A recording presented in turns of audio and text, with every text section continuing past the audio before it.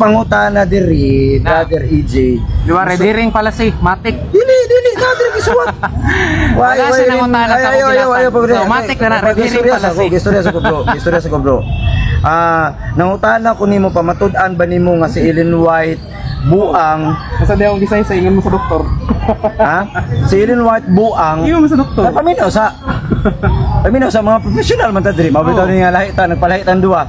Ingon ang imong pamatud-an nga si Ellen White buang, maong dapat dili tuhuan ang iyahang mga pamulong. Mao ba imong tuhuan? Sige, ito baga. Mao ba? Tama ba? No, ganiha. Naglatag kog statements ganiha no, showing that Ellen G. White has a mental disorder. That's why her visions are not credible. So mo na akong gina-prove sa iya, naga-show ko og mga statements from the valid sources, mga doctors and professors sa medicine, including their ministry magazine, to prove that Ellen G. White has a mentally disorder. Therefore, dili angay tuuhan ang iyang mga statements. Now, Okay.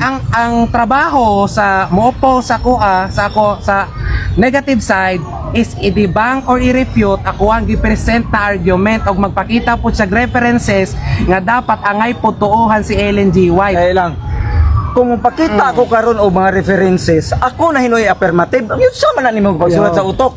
Ikaw mao'y nagsulti, ikaw mao'y nag-claim. Dali lang, pasuta pa kuan na pug ko. Ikaw mao'y nag-claim, mangutana ko, mao ni pamagi sa pagtibang. That's why you need to ask wala pa refute gani. Kalma sa. Okay, niya. Imo bang kana bang mentally ill? Kung bisayon kana, mao ba na ang imong gisulti last night sa kuha nga buang siya? Yes. Yes. Buang si Ellen White, mao ba ni nga buang, brother EJ? Mao ba ni? It depends on what kind of condition. Unsa ni buang ni dili? It depends on what Dala lang, kind of bagas ako condition. buang ni dili. Buang. Okay. Ingani si Ellen White. Buang man. Okay, ingani ha si Ellen White ha? Okay. Thank you kayo kay gisulti mo ingani si Ellen White. So, payo pa. Nag-ask ka question. Nag-ask ka question. So, allow me to answer that question. Kumana man ka, categorical man to, ipakita man ta ka. That's a fallacious statement na. Dili gipangutana lagi ta. Kawa pa ko statement, Illogical statement siya, kabalo kang ano. Ginatrap ko nimo sa cage. Wala ta ka You are not allowing me to answer the question according to what I presented. Wala lagi ta ka gitrap. Buang ang imong gigamit. Nakakita ko picture sa buang. Mao ba ni ingani ba? Dapat no, kung mangutana ka sa kuha, mangutana ka bahin sa akong gisaysay. Lagi ingani ba ang imong dimension nga buang? Ingani ba? Yes, probably. Yes, probably. Kana ba?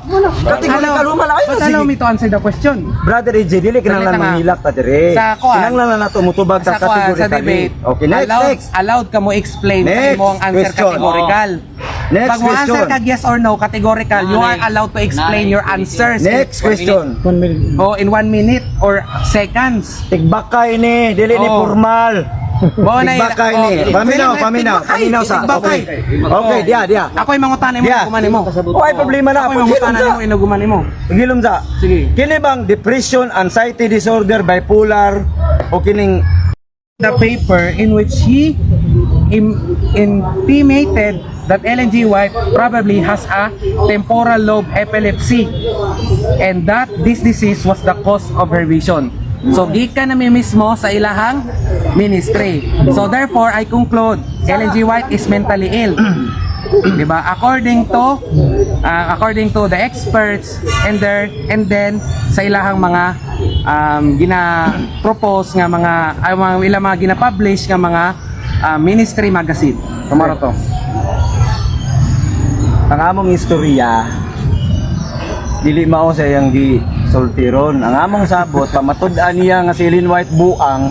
Therefore dili siya angay tuhuan ang imong gipanulti. Wala man nimo gimension. Wala man po ta magdebate nga si Ellen White dunay mentally ill. Ang problema man gud sa inyo ha, ang word nga mentally ill man gud sa inyo buang.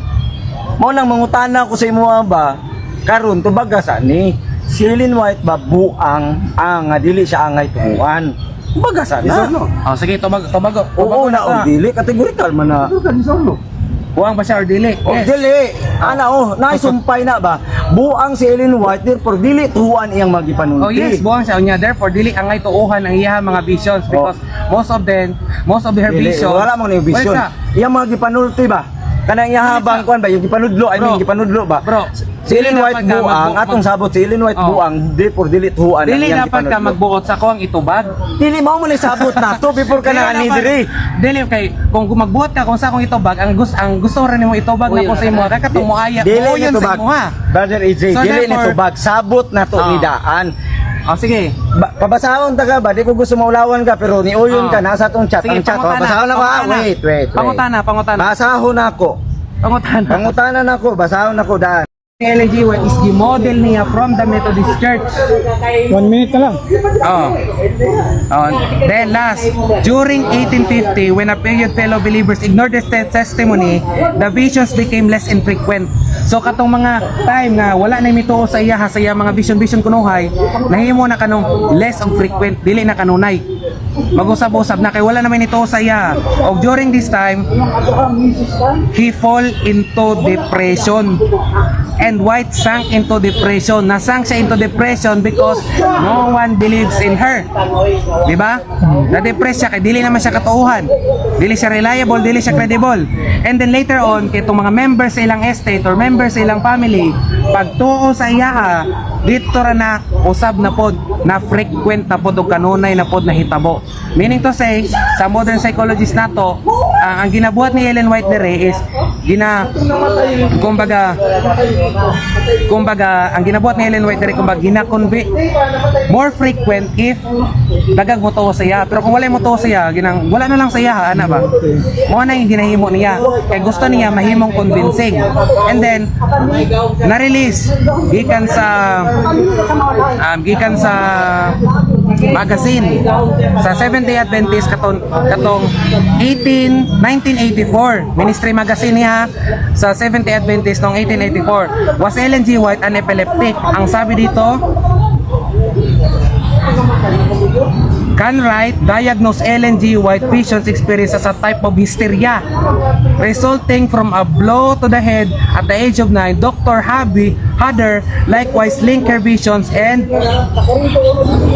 proposed epileptic to the tungod sa iyahang childhood injury. So there are 3 years ago a pedestrian is or credible sila kay tungod na sila yung mga kanang credential. Doktor sila, professor sila. Then basahon na to dire sa page 3. Page 3 sentence 17 o 18. Si Ellen G. White, she frequently suffered from anxiety and depression. On one occasion, her mind wandered for weeks and on another it became strangely confused. Now during that time kadang mga 18th century or Victorian era, dili pa kayo ingon nga maana tay mga diagnosis sa may nga nga kondisyon. But during this time na ingon na nila nga si Ellen G. White is na siya anxiety and depression. The next one is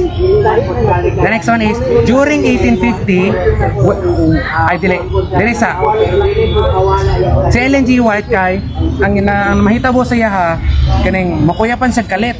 Anya pag mamata siya kalit mo na siya mo gas daw siya. Unya moingon siya nga glory. And then kinsa man ang nakakita na.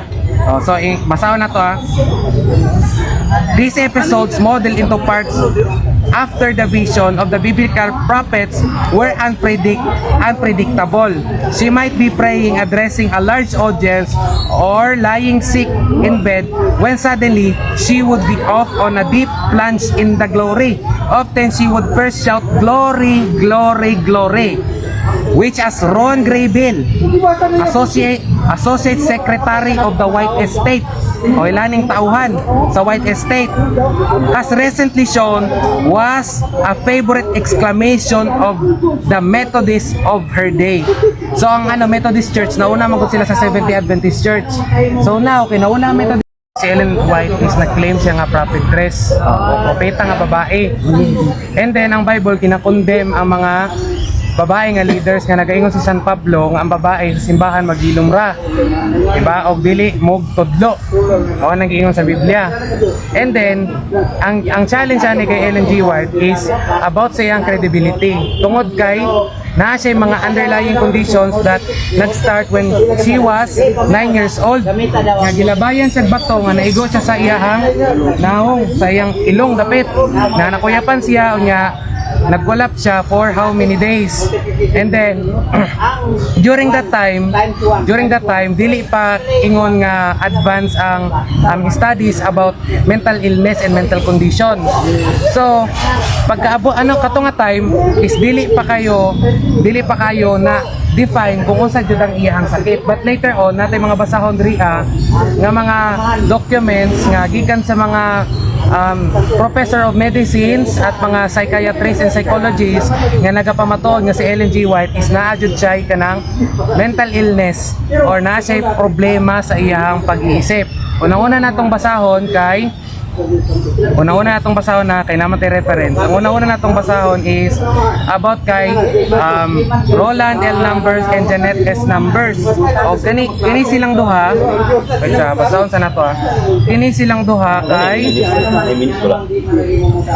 si Roland Numbers kay was a professor of the history of medicine and science at the University of Wisconsin Madison. Si Janet S. Numbers naman kay postdoctoral fellow in clinical psychology in the Menninger Foundation. So kini sila is kung unsa man ang ilang i-release nga dokumento, kung ilahamang i-diagnose, ilahamang iingon kung unsa ang mental health condition niya. So basically Dili vision. Unsa? Sulti. Vision kay naga-turn off. Sulti. Oh, na-check ko anon. Ang symptoms dili man nag-ingon diri nga ang symptoms niya is panghabang buhay nga symptoms ug kada adlaw niya. Nablian di ay. Chronic. Naga-turn off ang iyang symptoms. So next question. Turn off. Akong pangutana si Luan, dili Next question. vision. Lima na. Dili vision. Next question. Mitubag na ko sa iyang pangutana. Dili vision lagi. Oh, kalima na na. Sa ning bataan niya. Ayo lagi kuan lagi. Dili vision. Muyon ka sa kung pangutana. Muribat na ko. Pangina sa, muyon ba ka sa kung tubag or dili, pangutana lang. Mao na ang debate, dili ka magbuot kung sa akong itubag. Muribat na lang ko. Ay nako, abi nako. Muribat na lang ko. Muribat na lang ko. Ayaw pa personal dia. Ribat na ni. Abi ko mag-professional, wala gi ka Ribat na ni. Okay, ribat na niya. O sige, ribat. Okay. Tagay ko nga ang formal word sa word nga buang Bisaya sad. Dawaton ako. Oto ay. Ayaw i-translate ha. Ayaw i-translate. Kaya i-translate mo ka. Pagkawawar ka sa mga katoliko nga, mga safety nga ninyo. Bisaya ha. Paminaw sa. Mao na sila ang katong mga commit og kaning mga policy nga kadag ko ginatawag na to. Formal lang ka. Mudagan sa kwan translation. Ito hana. Ayaw i-translate lagi. Paminaw sa. Sa Bisaya, walay formal term ang buang. Unya ano nangayo man ka sa kuha, wala man di formal ay. term ang buang. Sa English, akong gi-propose ganiha. Ipa-translate mo. Paminaw sa English, akong gi-propose ganiha sa akong gipakita nga evidences kay basa nako Aday. nga mga discovery sa doktor, sa psychiatrist ug sa inyong ministry magazine nga naa dito tanan ang ginaingon nila is mentally ill. Ilang ko mapatol ani yung istorya kay lotro. Oo na akong gina-prove sa imo ha. Karon gina-showdown tika na ang formal term sa buang kay derogatory man siya nga term. Oo. Ang formal term sa buang gina-challenge tika nga basahon nato unsa sa formal ang buang. Okay. Aron mas masabta nato. Ayaw i-translate ha kay formal man. Dili, Bisaya man. dili pwede. Ha? Dili pwede. Sa to pa ang English is formal, ang Bisaya non-formal. Kung English mo sa crazy o tora. Ha? Sir Ningon, Mo lagi. Oh, crazy. It's a word. Mentally ill man ang imong gisulti. Di ba ano niya ipagalingon? Translation na. Oh, kung i-translate mo ang buang Okay. English crazy which is derogatory Kaya gyapon. formal. Derogatory Kaya gyapon. formal. Derogatory gyapon. Dili ba formal ba? Pero nasa derogatory. Ang imong giingon, formal EJ, term. ang imong giingon, wala ni. ang buang, ang formal niya, akong pamatudaan, i-challenge ako wala, nga mentally ill. Ala, brad. Okay, mamina, mangutana ko, translation man di ay. Makasala ako sa Ginoo. Kung translation pa imong gisulti, mutuo ko nga mentally ill siguro, kay territory man. Okay na lagi. Nasako na lagi kaganiya pa. Brother AJ, Oh. sunod gani.